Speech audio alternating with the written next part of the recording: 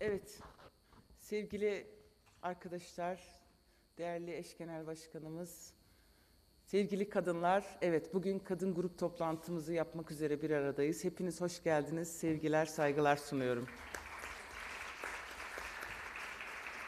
Bugün grup toplantı salonumuz tabii ki kadınlarla daha güzel, iyi bir grup toplantısı yapacağımıza inanıyorum. Ama eş genel başkanlığımızı kürsüye davet etmeden önce 25 Kasım haftası vesilesiyle kadına yönelik şiddetle mücadele günü vesilesiyle kısa bir sinevizyonumuz var.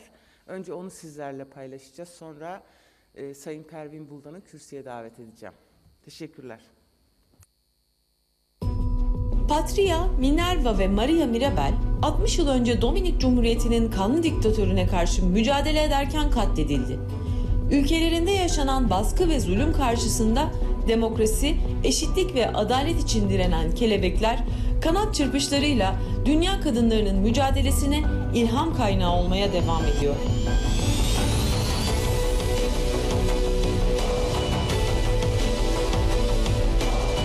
Kelebeklerden devraldığımız mirasın cesareti ve coşkusuyla biz kadınlar, Şili'de tecavüzcü sensin dedik.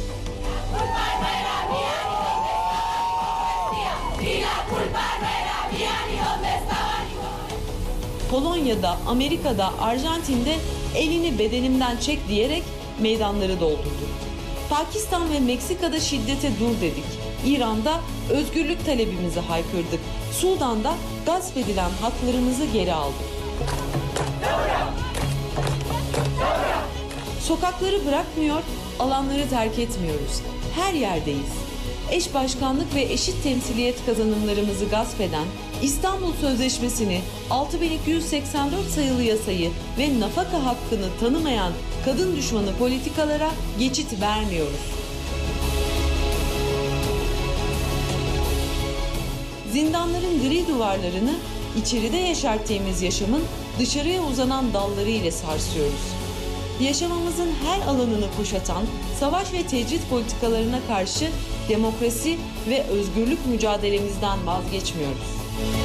Mahkemelerde, adliye koridorlarında hayatlarımızı esir alan hukuksuzluklara karşı erkek adalet değil, gerçek adaleti savunuyoruz.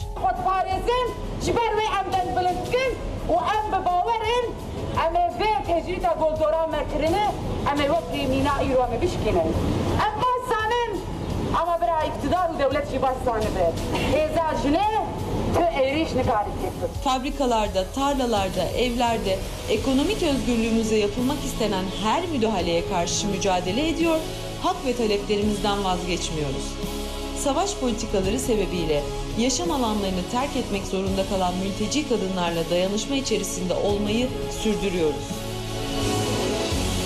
OHAL KHK'ları ile işimizi, emeğimizi gasp eden kamusal alandaki varlığımıza yönelik saldırılara direniyoruz. Ormanlarımızı, derelerimizi, şehirlerimizi, mahallelerimizi rant politikalarına teslim etmiyor, doğamıza ve yaşamımıza vurulmak istenen her darbeye ses çıkarıyoruz. Kadına yönelik her türlü şiddete, irademizi gasp eden kayyım siyasetine, eş başkanlığa dönük saldırılara, dayatılan yoksulluğa karşı örgütlenmek için bu 25 Kasım'da da sokakları terk etmiyoruz. Haklarımızdan ve kazanımlarımızdan asla vazgeçmiyoruz.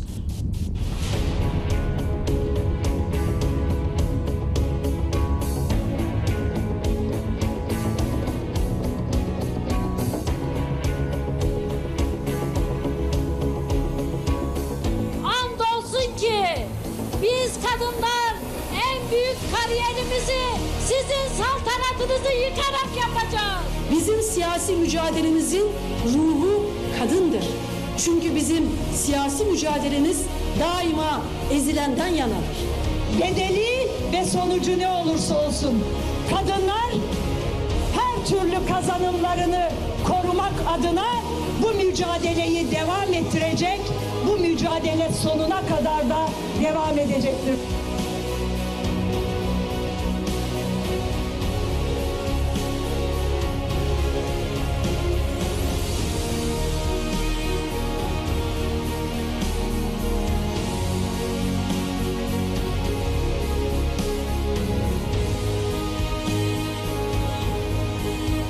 erkek devlet şiddetine karşı mücadeledeyiz.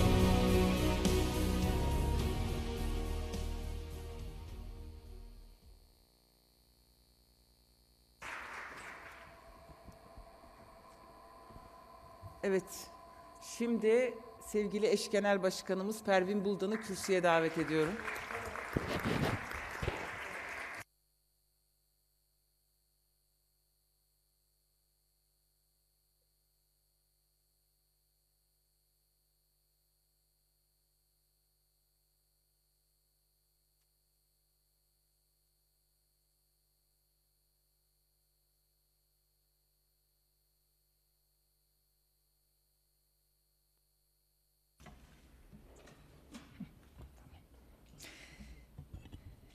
Değerli arkadaşlarım, sevgili kadınlar, bizleri ekranları başında izleyen değerli halkımız, basının değerli emekçileri, bugün bir kadın grubu gerçekleştiriyoruz. Çünkü yarın 25 Kasım Uluslararası Kadına Yönelik Şiddetle Mücadele Günü. Bu vesileyle biz de bugün bir kadın grubu toplantımızı bir kez daha yapıyoruz. Hepiniz grup toplantımıza hoş geldiniz, sefalar getirdiniz değerli arkadaşlar. Bildiğiniz üzere 25 Kasım 1960 yılında ülkelerindeki diktatörlük rejimine karşı mücadele ederken katledilen 3 kız kardeş Patria, Minerva ve Maria kadın mücadelesinin sembolü oldular. Mirabel kız kardeşlerin katliamı erkek şiddet üreten diktatörlükleri tarih önünde teşhir ederken diğer taraftan zulme, sömürüye meydan okuyan kadın mücadelesinin diktatörleri devirdiğini bütün dünya kadınlarına ve bütün insanlığa göstermişler değerli arkadaşlar. Ben bugün buradan Mirabel kız kardeşleri ve kadın özgürlük mücadelesinde yaşamını yitiren bütün kadınları sevgiyle, saygıyla ve minnetle anmak istiyorum. Ve selam gönderiyorum eşitlik ve özgürlük mücadelesine karşı olanlara, vardım, varım, var olacağım diyen Rosa Luxemburg'a. Bir selam daha gönderiyorum. Dans edemediğim devrim benim değildir, devrim değildir diyen Emma Goldman'a gönderiyorum değerli arkadaşlar. Ve bir selamı dar ağacında celladına yargılanırken özellikle direnen ve bizlere bugün büyük bir miras bırakan sevgili Leyla Kasım'a gönderiyorum. Evet, selam olsun soykırıma ve cinsiyetçiliğe karşı yaşamı bir kavga olan sevgili Sakine Cansız'a değerli arkadaşlar. Selam olsun Clara Zetkinler'den Şirin Tekelilere, Gurbeteli Ersözlere değerli arkadaşlar. Behice Boranlardan Kader Ortakayalara, Seve Demirler'den Hevrin Haleflere. Selam olsun onların bugünkü yoldaşlarına, cezaevlerinde direnen sevgili Figen Yüksekdağlar'a, Gülten Kışanaklara, Sebahat Tuncellere ve bütün arkadaşlarımıza, yoldaşlarımıza selam olsun diyorum. Zindanlarda zulme karşı direnen binlerce kadın yoldaşımıza buradan özellikle teşekkürlerimi, sevgilerimi ve selamlarımı gönderiyorum. Evet, selam olsun köylerinde, iş yerlerinde, mahkemelerde, alanlarda eşitsizliğe, şiddete, sömürüye, baskıya karşı direnen, zalimden hesap soran tüm kadın arkadaşlarıma değerli arkadaşlar. Dünya bizlerle değişecek. Ülkemiz bizim mücadelemizle değişecek ve insanlık, yaşam bizim mücadelemizle kazanacak sevgili kadınlar. Evet sevgili kadınlar, değerli halkımız, bu kadın grup toplantısını yaparken bir kez daha aslında AKP'nin 18 yıllık geçmişine bakmak gerektiğini düşünüyorum. Evet, AKP'nin 18 yıllık iktidarı boyunca kadın katliamları, kadına yönelik şiddet, suç ve sömürü hızlanarak arttı. Ve bu 25 Kasım'da da Türkiye'nin kadın hakları karnesi kara bir tablodan ibaret değerli arkadaşlar. Dünya Ekonomik Forumu'nun 2020 cinsiyet eşitliği raporunda 153 ülke arasında 130. sırada bulunan Türkiye'de her ay onlarca kadın erkekler tarafından katlediliyor değerli arkadaşlar. 2013 yılında 237 kadın katledilirken sadece 6 yıl içerisinde bu sayı 2'ye katlanmış. 2019 yılında 474 kadın erkek şiddetiyle katledilmiştir. 2020 yılının ise 10 aylık zaman diliminde bile sadece medyaya yansıyan verilere göre 453 kadın erkekler tarafından katledilmiştir. Kelimenin tam manasıyla bu bir kadın kırımıdır, bu bir kadın katliamıdır. Türkiye'de kadına yönelik şiddet o kadar yaygın bir hal aldı ki artık ne evler, ne iş yerleri, ne sokaklar, ne de ülkeleri kadınlar için güvenli değil sevgili kadınlar. Her gün kadınların farklı şekilde katledilmesine ya da ölüme sürüklenmesine hep birlikte tanık oluyoruz. Nadira Kadirova'dan Pınar Gültekin'e, Gülistan Doku'dan İpek Er'e kadar her yıl yüzlerce kadın bu ülkede erkekler tarafından katlediliyor. Çünkü kadının canına, emeğine, bedenine yönelik suçlar hiçbir yasal tedbir ve koruma ile önlenmiyor, önlenmek istenmiyor AKP hükümeti tarafından değerli arkadaşlar.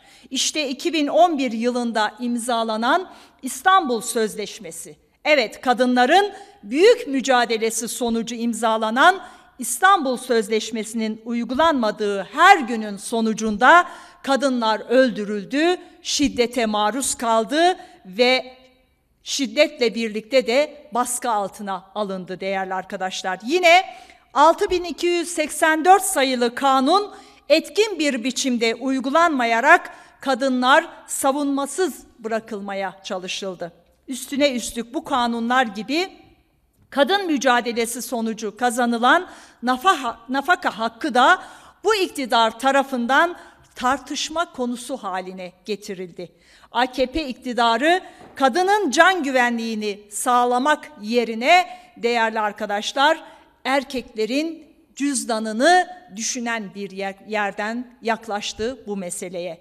Emine Bulut'un ölmek istemiyorum diye attığı çığlığı bugün binlerce kadının attığını biliyoruz. İşte bu yasalar uygulanmadığı sürece iktidarın kolluk ve yargısı etkin bir biçimde erkek şiddetiyle mücadele etmediği sürece bu çığlıklar ne yazık ki ölümle susturulmaya devam edecek değerli arkadaşlar. O nedenle İstanbul Sözleşmesi ve 6284 sayılı yasa kadın kıyımlarını durdurmak için ivedilikle ve bir acil eylem planı olarak gündeme alınmalı ve harfiyen uygulanmalı ve yerine getirilmelidir.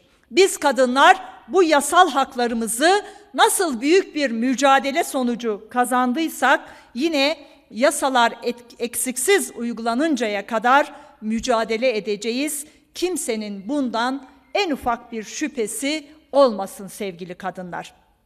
Evet, yasaları uygulamayarak kadını güvencesizliğe, ölüme, şiddete mahkum eden bu iktidar, diğer taraftan da sevgili kadınlar cezasızlık politikasını istikrarlı bir biçimde uygulayarak suçu teşvik etmekte, suçluyu yüreklendirmekte, kadına yönelik suçlarda kapıları faillere sonuna kadar açmaktadır değerli arkadaşlar. Kadına yönelik suçlarda erkek faile ceza vermemek için kılı kırk yaran yargı cezasızlık kalkanıyla erkek suçluyu korumakta ve ona yasal destek sunmaktadır. Özellikle Kürt illerinde kolluk güçleri tarafından Kürt kadınlarına yönelik suç işleyen failler yargı ve iktidar tarafından özel bir ilgiyle korunmaktadır. Kadına yönelik şiddet, tecavüz, katletme, kaybetme gibi saldırıların özel savaş politikasının bir parçası olduğunu biliyoruz ve buna tanıklık ediyoruz. Batman'da İpek Er'in faili uzman çavuş Musa Orhan'ın tahliye edilmesinden biliyoruz örneğin.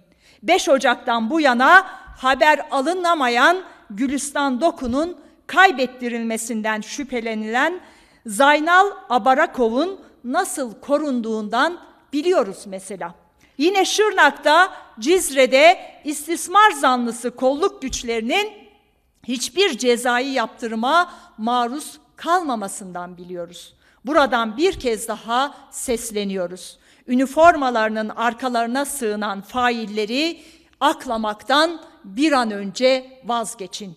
Musa Orhan başta olmak üzere Kürt kadınlarına karşı en alçakça suçları işleyen kim varsa unutmayacağız, unutturmayacağız diyoruz sevgili arkadaşlar. Ve bu saldırganlar gerekli cezaları alıncaya kadar kesintisiz mücadele hattımızı yürüteceğimizi de buradan bir kez daha ilan ediyoruz değerli arkadaşlar. Evet, mevcut siyasi iktidar cezasızlık politikasını yıllardır özellikle Kürtlere karşı işlenen suçlarda birebir uygulamaktadır değerli kadınlar. Hepinizin tanık olduğu üzere elinde sadece su şişesiyle, yüzünde gençliğin ışıltısı, yüreğinde baharın coşkusuyla geldiği Nevroz alanında polisler tarafından katledilen Kemal Kurkut davasında failler tahliye edilerek hukuk bir kez daha ayaklar altında çiğnenmiştir. Bir insanlık ayıbı, adalet katlinin bir kara lekesi olarak AKP dönemine bu durumda bir kez daha eklenmiştir sevgili arkadaşlar. Nitekim AKP döneminde sayısız çocuk devletin silahıyla vuruldu ve biz bunları biliyoruz, bunlara tanıklık ettik. Örneğin Uğur Kaymaz sevgili arkadaşlar 12 yaşında ve bedenine 13 kurşun sıkıldı Uğur Kaymaz'ın. Yine Roboski'de Türk Silahlı Kuvvetlerine ait savaş uçaklarının gerçekleştirdiği bombardımanda tam 34 çocuk bu bombalama sonucu katledildi değerli arkadaşlar. 12 yaşında Ceylan Onkol koyun otlatırken vuruldu ve katledildi değerli arkadaşlar. 10 yaşındaki Cemile Çagırga kendi evinin önünde 7 yaşındaki Muhammed ile 6 yaşındaki Furkan Yıldırım evinde uyurken katledildiler değerli arkadaşlar. Ve burada adını sayamayacağımız daha nice çocuklar. Peki çocuklar katledilirken AKP hükümeti ne yaptı? Sevgili arkadaşlar, failleri cezasızlıkla hatta terfiyle ödüllendirdi her zaman olduğu gibi. Uğur Kaymaz'ı öldüren 4 polis beraat ettirildi. Roboski katliamının üzerinden 9 yıl geçti ve hiç kimse bu katliamdan kaynaklı yargılanmadı, yargı önüne çıkarılmadı. Ceylan Onkol'un öldürülmesinin üzerinden tam 11 yıl geçti, faili hala meçhul tutuluyor. 14 yaşında gaz fişeğiyle vurularak öldürülen Berkin Elvan'ın davası 7 yıldır sürüncemede tutuluyor. Yine Rabia Naz dosyasının üstünün kapatıldığını hepimiz biliyoruz. Burak Oraş cinayetinin şüphelisinin yurt dışına kaçmasına bu hükümet tarafından izin verildi ve göz yumuldu. O nedenle hep söylüyoruz ve söylemeye de devam edeceğiz. Sizin karneniz cinayetle, katliamla, tecavüzle, cezasızlıkla doluysa bizim karnemiz de direniş, mücadele, kararlılık ve yeni yaşamın inşasıyla doludur. Buradan bir kez daha bunu haykırıyoruz. Her bir canımızın hesabını adalet önünde tek tek soracağız. Değerli arkadaşlar, devlet şiddetinin kol gezdiği bir diğer yerde hepimizin bildiği ve her gün onlarca tanıklığını yaşadığımız cezaevleridir elbette ki. Kadınlar burada direkt olarak cezaevi yönetiminin ve görevlilerin keyfi uygulamalarına ve baskılarına maruz kalmaktadır. Temizlik malzemelerinin yeterince verilmediği, hijyen bir ortamın sağlanmadığı cezaevlerinde pandemi sürecinde kadınlar ve aynı zamanda yüzlerce çocuk hem risk altında bulunmakta hem de daha fazla baskıya maruz kalmaktadır. Çocuğu bulunan kadınlara süresiz tecritin dayatıldığını görmekteyiz. Yine havalandırma hakkının ve kapalı görüş haklarının sınırlandırılması ile kadınlar tecrit altına alınmak istenmektedir. Hükümet tarafından adeta işkencehanelere çevrilen cezaevleri konusunda hükümeti bir kez daha buradan uyarıyoruz. Fiziksel olarak tamamen kontrolünüz altında olan cezaevlerindeki baskı ve bezdirme uygulamalarına derhal son verin diyoruz. Şunu çok iyi bilin ki cezaevlerinde uyguladığınız her türlü şiddetin hesabını adalet önünde mutlaka ama mutlaka sizden soracağız. Evet sevgili kadınlar, baskı, savaş ve halk karşıtı politikalar yürüten AKP-MHP ittifakı bunun bir sonucu olarak ülkeyi son derece ağır bir ekonomik krizin içerisine sürüklemiştir.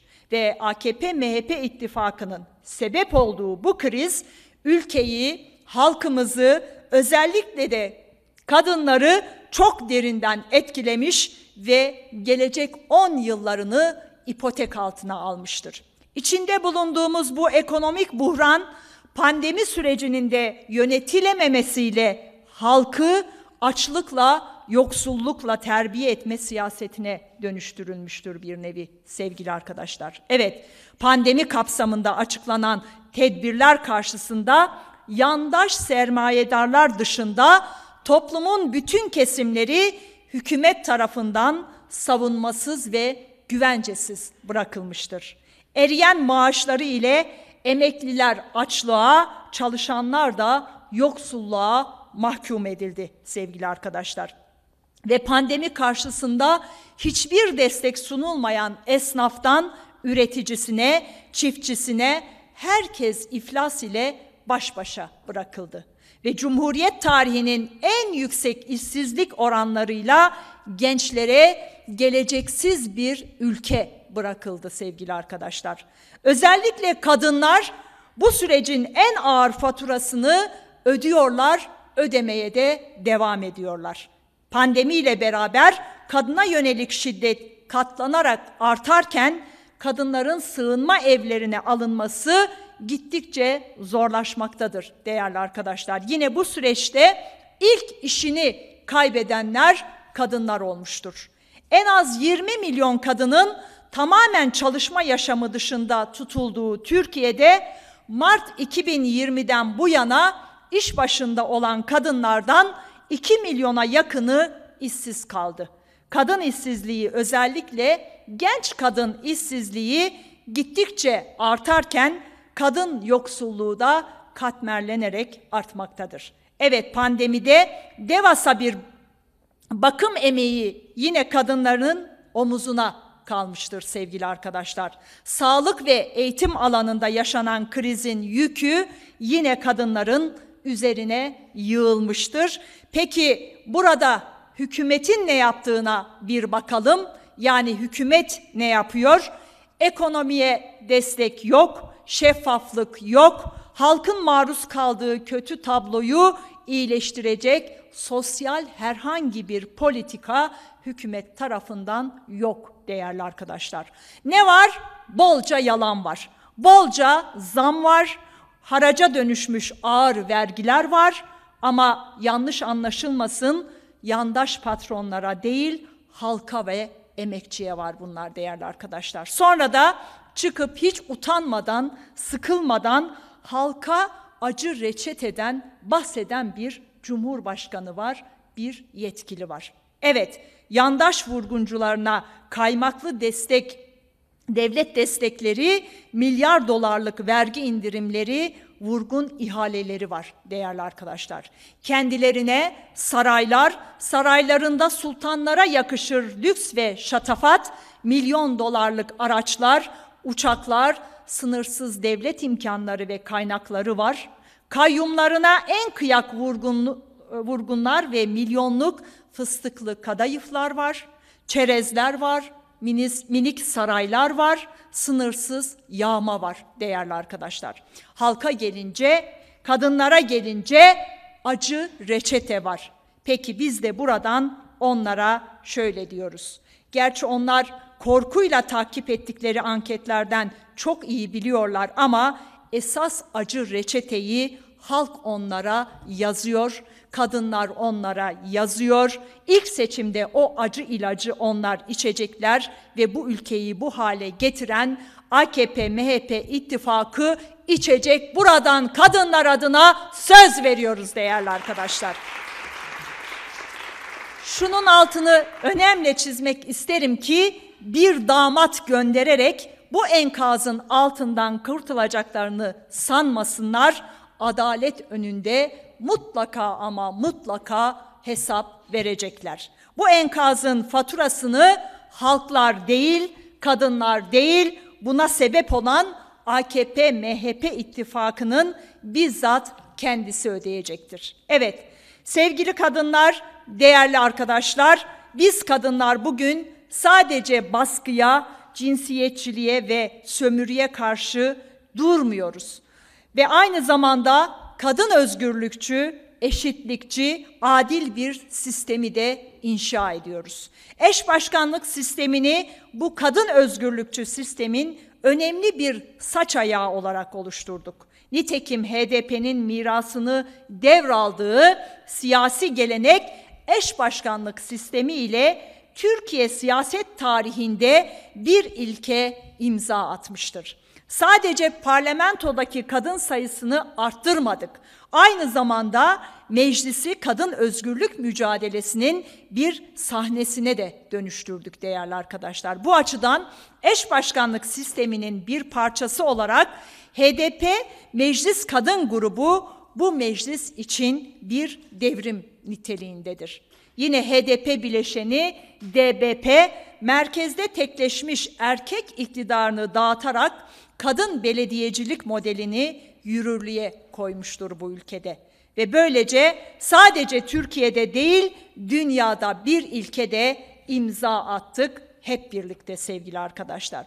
Bu sadece başkanlık düzeyinde değil, yerel yönetimlerin bütün kademelerinde eşit temsiliyete dayalı bir modeldir sevgili arkadaşlar.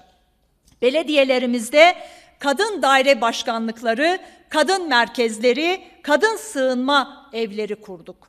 Toplumsal cinsiyete duyarlı bütçeyi hayata geçirerek katılımcı bütçe ile toplumsal eşitliği gözeten bütçeler oluşturduk. Kadın kooperatifleri, kadın semt pazarları kurarak kadınların istihdama katılımının önünü bu belediyelerle birlikte açtık sevgili arkadaşlar.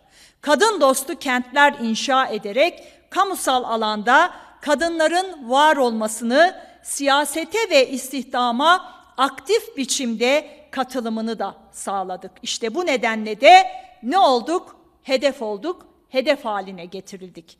Belediyelerimize hırsız kayyumlar atayarak halk iradesine darbe yapmalarının temelinde bizim bu yaptıklarımız var. Biraz önce saydıklarımız var değerli arkadaşlar. Yani kısacası kadın düşmanlığı var sevgili arkadaşlar. AKP-MHP erkek iktidarı bununla da sınırlı kalmamış, eş başkanlık ve eşit temsiliyet kazanımlarımızı hedef almıştır.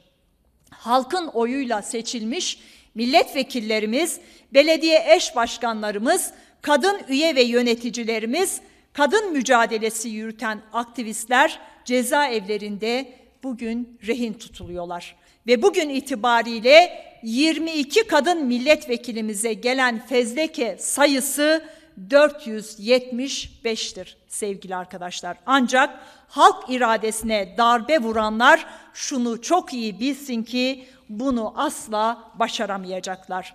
İrademizi yok sayanlara şunu tavsiye ediyoruz. Gidin Ahmet'te, Van'da, Mardin'de ve kayyum atadığınız tüm illerde halka sorun, kadınlara, gençlere en iyi cevabı onlar size verecektir. Bunu çok iyi biliyoruz. Bütün baskılara rağmen eş başkanlık sistemi ile girdiğimiz 31 Mart yerel seçimlerinde halk eş başkanlık sistemine bir kez daha onay verdi ve siz bunu göremeyecek kadar kör olmuşsunuz. Fakat biz bir kez daha verilecek cevabı sizlerle paylaşalım istiyoruz. HDP kadınların partisidir diyecekler eğer halka sorarsanız, kadınlara ve gençlere sorarsanız. HDP gençlerin umudu, çocukların geleceğidir diyeceklerdir. HDP biziz diyeceklerdir. İşte tam da bunun için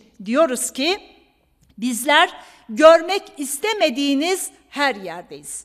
Olmaya da devam edeceğiz. Buradan bir kez daha sesleniyoruz. Kazanımlarımızdan vazgeçmiyoruz. İrademizi gasp edenlere boyun eğmiyoruz. Örgütlü kadın mücadelemizi büyütüyoruz diyoruz. Sevgili arkadaşlar, şimdi AKP hükümetinin özellikle son günlerde bir reform çıkışını hep birlikte görüyoruz yaptıkları açıklamalardan. Evet, yıllardır aslında demokrasinin, hukukun, insan haklarının canına okuyup hukukun cenazesinde sahte gözyaşı döken bu ikiyüzlü, bu riyakar zihniyet kirlidir ve suçludur değerli arkadaşlar. Yarattıkları krizi yönetemeyince artık reform zamanı geldi demeleri işledikleri tüm suçların itirafıdır aslında. Şimdi kalkmış yargıyı tek sorumluymuş gibi bizlere göstermeye çalışıyorlar. Yine ne diyecekler biliyor musunuz sevgili arkadaşlar? Kandırıldık diyecekler. Evet, biz de buradan sormak isteriz onlara. Mevzuata takılmayan diyen siz değil misiniz? AYM kararına saygı duymuyorum diyen siz değil misiniz? Damat savcıyı sarayda uğurlayıp HDP'ye operasyon için talimat veren siz değil misiniz? Yargıyı sarayda toplayıp önünüzde düğme iliklettiren siz değil misiniz? Tecavüzcüleri, kadın katillerini, organize çeteleri bir önceki yargı reformunuzla sürü halinde dışarı salan siz değil misiniz? Demirtaş'ı, Yüksekdağ'ı, Baluken'i ve buradan ismini sayamadığım bütün arkadaşlarımı ve daha nice siyasetçileri tutuklattıran siz değil misiniz? Kentlerimizi yerle bir ettirirken Taybet Ana'yı sokak ortasında vurduran, cenazesini günlerce sokak ortasında beklettiren, bir anneye evladının cenazesini buzdolabında saklattıran, katilleri koruyan, kollayan siz değil misiniz? Belediyelerimizi gasp edip hırsız kayyumları atayan siz değil misiniz? İnsanları işkence yaparak helikopterlerden atanları koruyan siz değil misiniz? Hakim de sizsiniz, savcı da sizsiniz.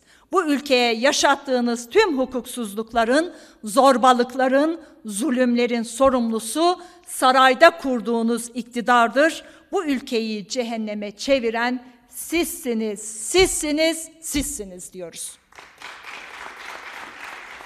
Evet sevgili arkadaşlar, bu ülkede bir reforma elbette ki ihtiyaç var. Bu doğru, fakat AKP ve ortağı reform yapacak zihniyette de, dürüstlükte de, basirette de değildir sevgili arkadaşlar.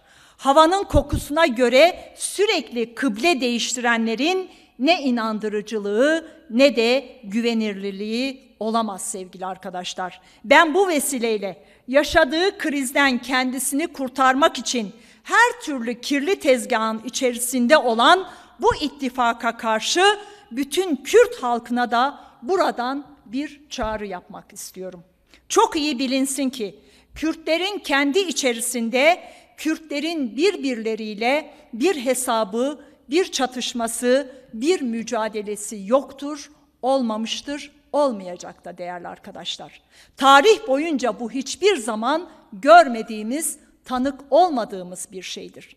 Kürtlerin meselesi, Kürtleri halk olarak yok etmeye çalışan anlayışladır değerli arkadaşlar. Şimdi zalimlerin oyunlarına gelmeden birliğimizi sağlayarak dünyadaki diğer halklar gibi hakkımızı elde etmek için mücadele etme zamanıdır.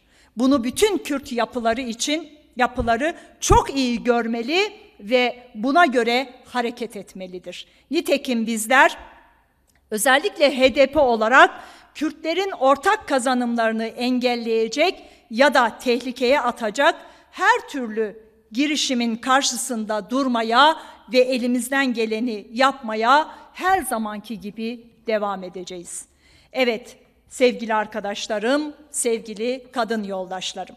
Bugün kadınlar Latin Amerika'dan Orta Doğu'ya ve Avrupa'ya, Şili'den Arjantin'e, Meksika'dan Mısır'a, Sudan'dan İran'a, Polonya'dan Kürdistan'a kadar kadınlar baskı ve sömürüye karşı durarak yeni bir yaşamın öncüsü olmaya devam ediyor.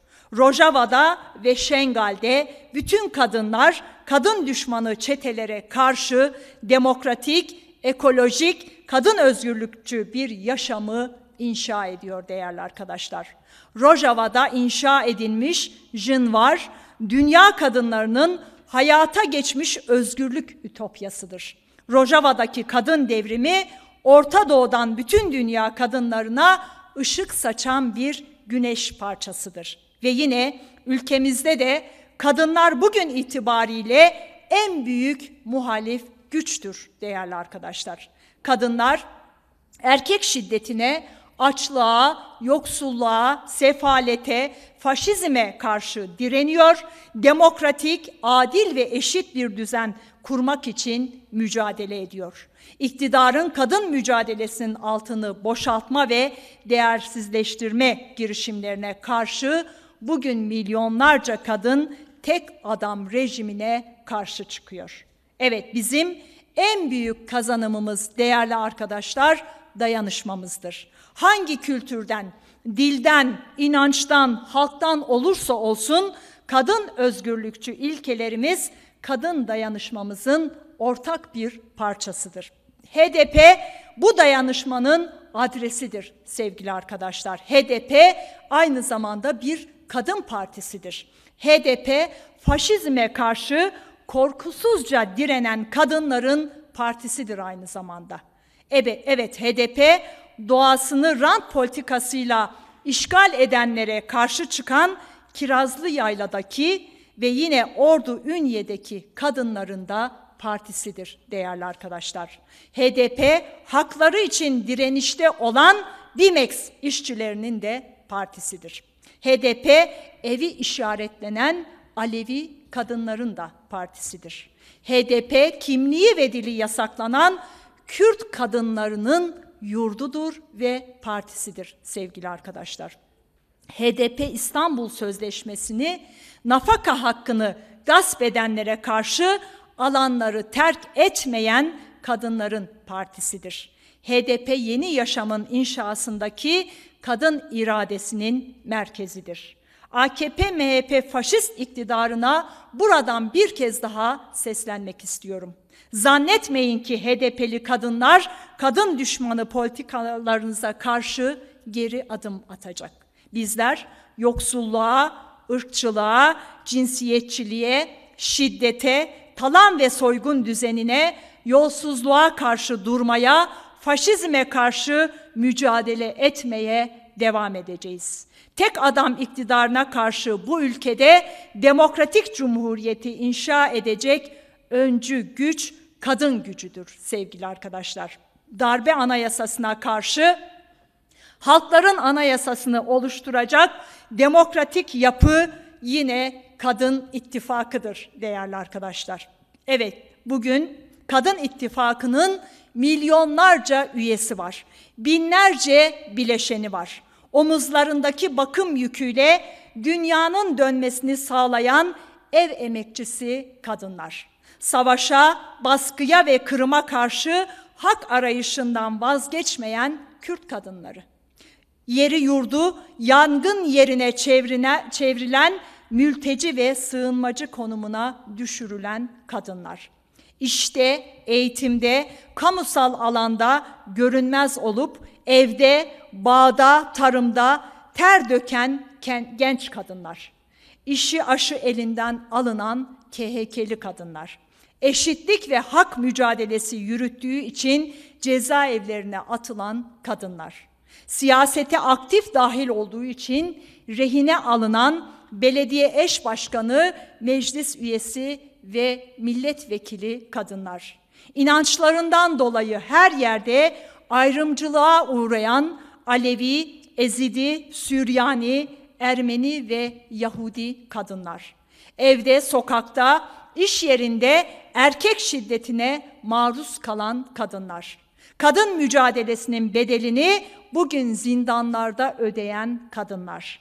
Bütün baskılara rağmen toplumsal adalet talebinden vazgeçmeyen sosyalist kadınlar. Polis şiddetine rağmen sokakları terk etmeyen feminist kadınlar. Yıllardır sevdiklerinin kemiklerine kavuşmak için mücadele eden cumartesi ve barış anneleri. Bizler Kadın İttifakı'nın üyesi milyonlarca kadınız. Daha da büyüyeceğiz, daha da çoğalacağız sevgili kadınlar.